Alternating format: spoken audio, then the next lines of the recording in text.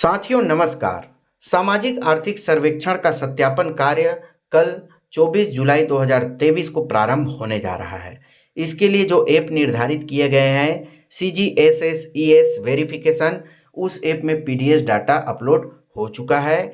जिन साथियों का अभी तक पीडीएस डाटा ओपन नहीं हो रहा है वो आज रात तक आ जाएंगे, ऐसा उच्च कार्यालय द्वारा बताया गया है।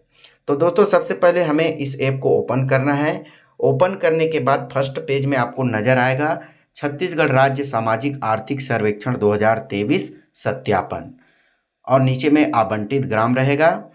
फिर 4 नए ऑप्शन नजर आएंगे, NR, 01 CR, 02 CR और सिंक हो चुके डाटा की जानकारी देखें।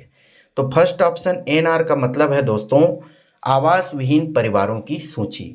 जो परिवार सर्वेक्षण के दौरान आवास नहीं है लिखवाया था उनकी सूची आपको NR में मिलेगी। ये देखिए, ये सभी परिवार आवास विहीन है, इन्होंने सर्वेक्षण के दौरान आवास नहीं है लिखवाया था। तो हमको दोस्तों सत्यापन का कार्य करना है, इसलिए हमें ध्यान रखना है वाकई में इनका आवास है या नहीं है। अब सेकंड ऑप्शन है दोस्तों 01 CR। इसका मतलब है एक कच्चे कमरे वाले परिवारों की सूची। जिन परिवारों ने एक कच्चा कमरा है लिखवाया था उनकी सूची आपको यहाँ पर मिलेगी। फिर है थर्ड ऑप्शन है 02 CR। इसका मतलब है 2 कच्चे कमरे वाले परिवारों की सूची। तो यहाँ पर दोस्तों वही जानकारियाँ मिलेगी। ये देखिए, ये सभी 2 कच्चे कमरे वाले परिवारों की सूची है। तो दोस्तों मैं यहाँ पर आपको एक परिवार का डेमो के तौर पे बता रहा हूँ कैसे फिलअप करना है।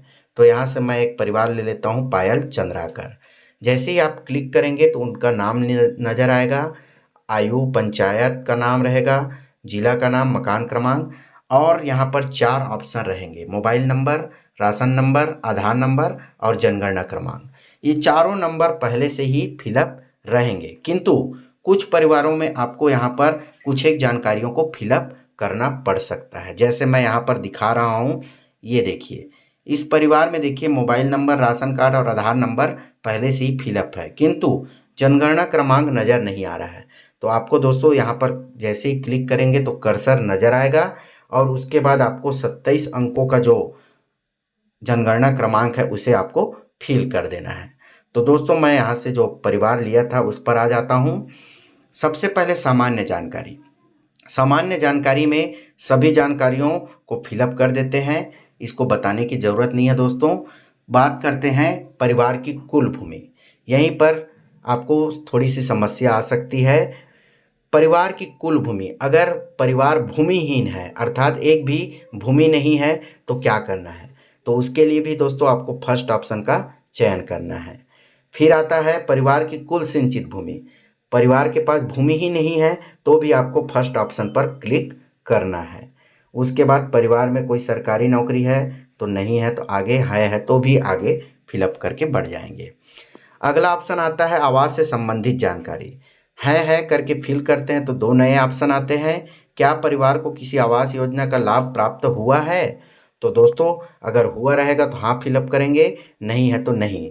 इसके अंतर्गत इंदिरा आवास, प्रधानमंत्री आवास, ये दोनों आ सकते हैं। स्वयं का आवास है, स्वयं का आवास है अगर फिलअप करते हैं तो यहाँ पर 2 नए ऑप्शन आते हैं। अभी मैं जो सर्वे कर रहा हूँ वह एक कच्चे कमरे वाले परिवारों की सूची में से है।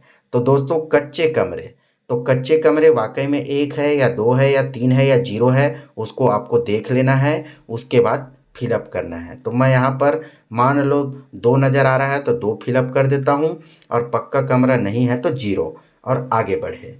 यहाँ पर क्या परिवार को किसी आवास योजना का लाभ पूर्व में प्राप्त हुआ है, तो दोस्तों सभी ऑप्शन को सेलेक्ट करना जरूरी है।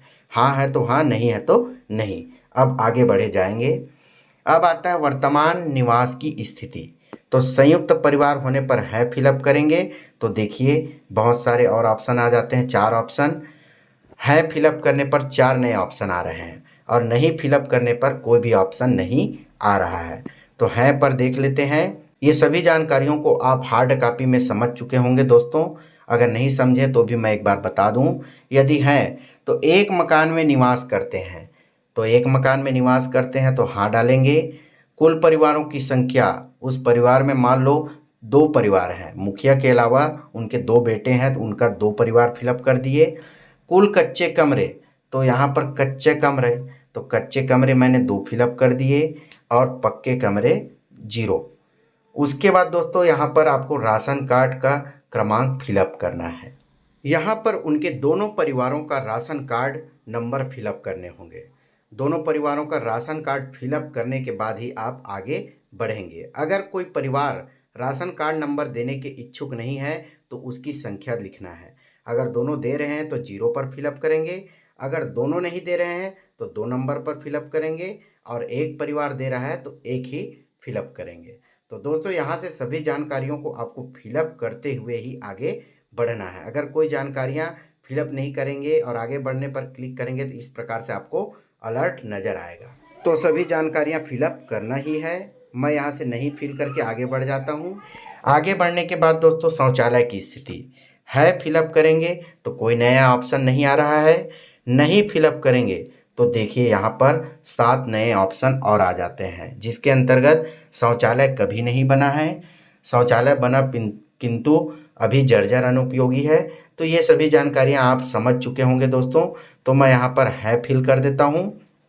फिर आवास की फ़ोटो लेवे, तो फ़ोटो लेने के लिए दोस्तों आपको फ़ोटो लेने वाले ऑप्शन पर क्लिक करना है और फ़ोटो ले लेना है। फ़ोटो लेने के बाद दोस्तों ओके करेंगे। ये देखिए फ़ोटो आ गया। उसके बाद सेल्फी लेना है। यहाँ पर सत्यापन दल को या तो सेल्फी लेने की ज़रूरत है तो सेल्फी ले लीजिएगा, या फिर आप कैमरे के सहारा से भी फ़ोटो ले सकते हैं। तो मैं यहाँ से फ़ोटो ले लेता हूँ। ये देखिए 2 फ़ोटो हो गए दोनों।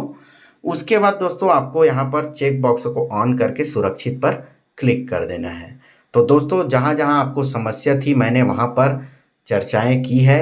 अगर कोई जानकारियाँ छूट गया हो तो आप दोस्तों मुझे कमेंट के माध्यम से पूछ सकते हैं, या फिर आप मेरे YouTube चैनल है उस पर ज्वाइंट होकर मुझे सीधे कॉल कर सकते हैं। आशा करता हूँ दोस्तों आपको यह जानकारियाँ पसंद आई होगी। तो लाइक शेयर कमेंट ज़रूर करिएगा और चैनल पर नए हैं तो प्लीज़ सब्सक्राइब करना मत भूलिएगा। बहुत बहुत धन्यवाद।